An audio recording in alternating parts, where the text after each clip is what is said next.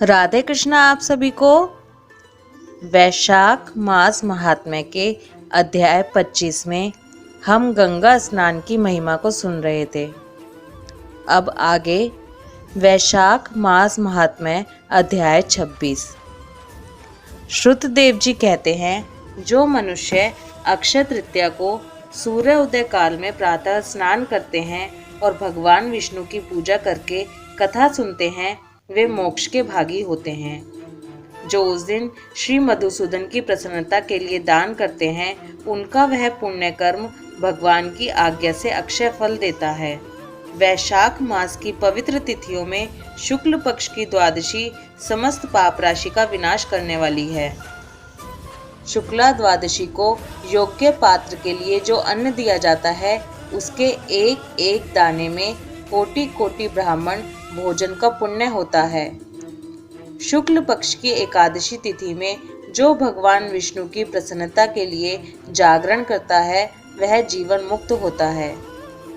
जो वैशाख की द्वादशी तिथि को तुलसी के कोमल दलों से भगवान विष्णु की पूजा करता है, वह समूचे कुल का उद्धार करके वैकुंठ लोक का अधिपति होता है। जो मनुष्य त्रयोदशी तिथि को दूध, दही, शक्कर, घी और शुद्ध मधु, इन 5 द्रव्यों से भगवान विष्णु की प्रसन्नता के लिए उनकी पूजा करता है, तथा जो पंचामृत से भक्ति पूर्वक श्री हरि को स्नान कराता है, वह संपूर्ण कुल का उद्धार करके भगवान विष्णु के लोक में प्रतिष्ठित होता है। जो सायंकाल में भगवान विष्णु की प्रसन्नता के लिए शरबत देता है, वह अपने पुराने पाप को शीघ्र ही त्याग देता है। वैशाख शुक्ला द्वादशी में मनुष्य जो कुछ पुण्य करता है, वह अक्षय फल देने वाला होता है। इसी से जुड़ी हुई एक कथा तुम्हें सुनाता हूँ, ध्यान पूर्वक सुनो। प्राचीन काल में कश्मीर देश में देवव्रत नामक एक ब्राह्मण थे। उनके सुंदर रूप वाली एक कन्या थी, जो मालिनी के नाम से प्रसिद्ध थी। ब्राह्मण ने उस कन्या का विवाह सत्यशील नामक बुद्धिमान द्विज के साथ कर दिया। मालिनी कुमार्ग पर चलने वाली पुंशचली होकर स्वच्छंदता पूर्वक इधर उधर रहने लगी। वह केवल आभूषण धारण करने के लिए पति का जीवन चाहती थी। उसकी हितैषिणी नहीं थी। उसके घर में काम काज करने के बहाने उपपति रहा करता था। सभी जाति के मनुष्य जार के रूप में उसके यहाँ ठहरते थे। वह कभी पति की आज्ञा का पालन करने में तत्पर नहीं हुई। इसी दोष से उसके सब अंगों में कीड़े पड़ गए, जो काल, अंतक और यम की भांति उसकी हड्डियों को भी छेदे डालते थे। उन कीड़ों से उसकी नाक, जिह्वा और कानों का उच्छेद हो गया। स्तन तथा उंगलियां गल गई। उसमें पंगुता भी आ गई। इन सब क्लेशों से मृत्यु को प्राप्त होकर वह नरक की यातनाएं भोगने लगी। 1,50,000 वर्षों तक वह तांबे के भांड में रखकर जलाई गई। 100 बार उसे कुत्ते की योनि में जन्म लेना पड़ा। तत्पश्चात सोवीर देश में पद्मबंधु नामक ब्राह्मण के घर में वह अनेक दुखों से घिरी हुई कुतिया हुई। उस समय भी उसके कान, नाक, पूंछ और पैर कटे हुए थे। उसके सिर में कीड़े पड़ गए थे और योनि में भी कीड़े भरे रहते थे। हे राजन, इस प्रकार 30 वर्ष बीत गए। एक दिन वैशाख के शुक्ल पक्ष की द्वादशी तिथि को पद्मबंधु का पुत्र नदी में स्नान करके पवित्र होकर भीगे वस्त्रों से घर आया। उसने तुलसी की वेदी के पास जाकर अपने पैर धोए। दैव योग से वह कुतिया वेदी के नीचे सोई हुई थी। सूर्य उदय से पहले का समय था। ब्राह्मण कुमार के चरणोदक से वह नहा गई और तत्काल उसके सारे पाप नष्ट हो गए। फिर तो उसी क्षण उसे अपने पूर्व जन्मों का स्मरण हो आया। पहले के कर्मों की याद आने से वह कुतिया तपस्वी के पास जाकर दीनता पूर्वक पुकारने लगी, हे मुने, आप हमारी रक्षा करें। उसने पद्मबंधु मुनि के पुत्र से अपने पूर्व जन्म के दुराचार पूर्ण वृतांत सुनाए और यह भी कहा, हे ब्राह्मण, जो कोई भी दूसरी युवती पति के ऊपर वशीकरण का प्रयोग करती है वह दुराचारिणी मेरी ही तरह तांबे के पात्र में पकाई जाती है। पति स्वामी है, पति गुरु है और पति उत्तम देवता है। साध्वी स्त्री उस पति का अपराध करके कैसे सुख पा सकती है? पति का अपराध करने वाली स्त्री सैकड़ों बार तीर की योनि में यानी कि पशु पक्षियों की योनि में और अरबों बार कीड़े की योनि में जन्म लेती है। इसलिए स्त्रियों को सदैव अपने पति की आज्ञा का पालन करना चाहिए। हे ब्राह्मण, आज मैं आपकी दृष्टि के सम्मुख आई हूँ। यदि आप मेरा उद्धार नहीं करेंगे तो मुझे पुनः इसी यातनापूर्ण घृणित योनि का दर्शन करना पड़ेगा।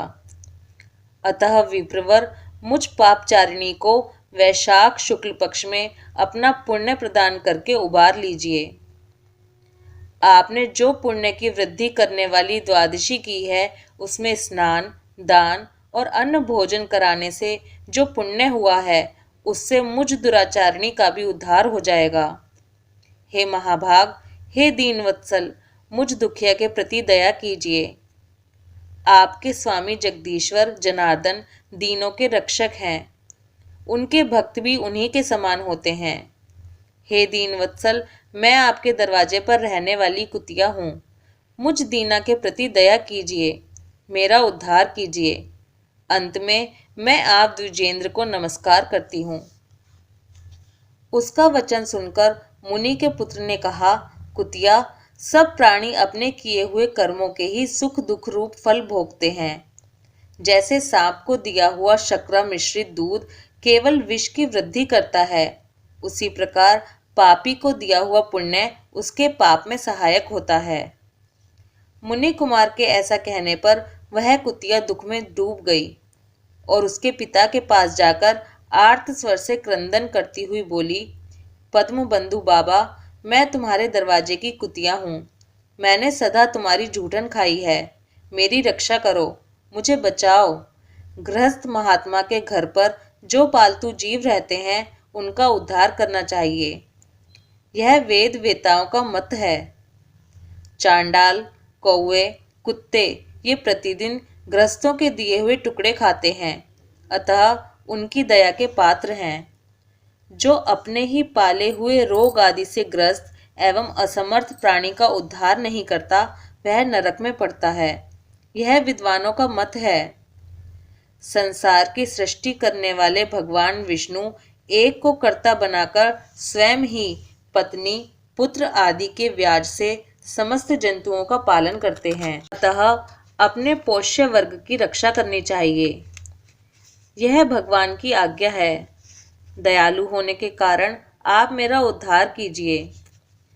दुख से आतुर हुई कुतिया की यह बात सुनकर घर में बैठा हुआ मुनिपुत्र तुरंत घर से बाहर निकला। इसी समय दया निधान पद्मबंधु ने कुतिया से पूछा, यह क्या वृतांत है? तब पुत्र ने सब समाचार कह सुनाया।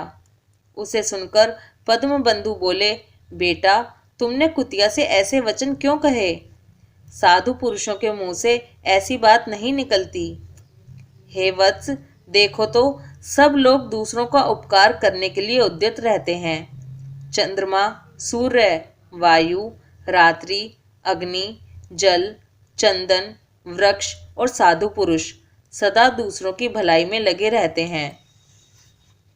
दैत्यों को महाबली जानकर महर्षि दधीचि ने देवताओं का उपकार करने के लिए दयापूर्वक उन्हें अपने शरीर की हड्डी दे दी थी।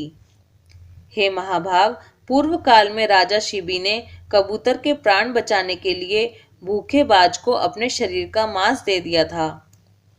पहले इस पृथ्वी पर जीमुत वाहन नामक राजा हो गए हैं।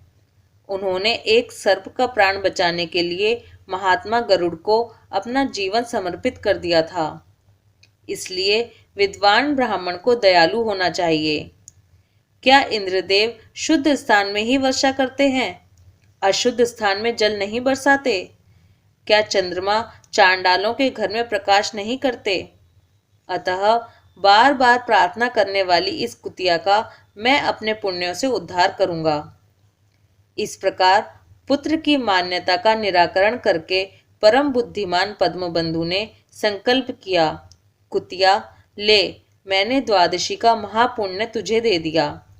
ब्राह्मण के इतना कहते ही कुतिया ने सहसा अपने प्राचीन शरीर का त्याग कर दिया और दिव्य देह धारण कर दिव्य वस्त्र आभूषणों से विभूषित हो दसों दिशाओं को प्रकाशित करती हुई ब्राह्मण की आज्ञा ले स्वर्गलोक को चली गई। वहां महान सुखों का उपभोग करके इस पृथ्वी पर भगवान नर नारायण के अंश से उर्वशी नाम से प्रकट हुई। ये था वैशाख मास महात्म्य अध्याय 26। राधे कृष्णा।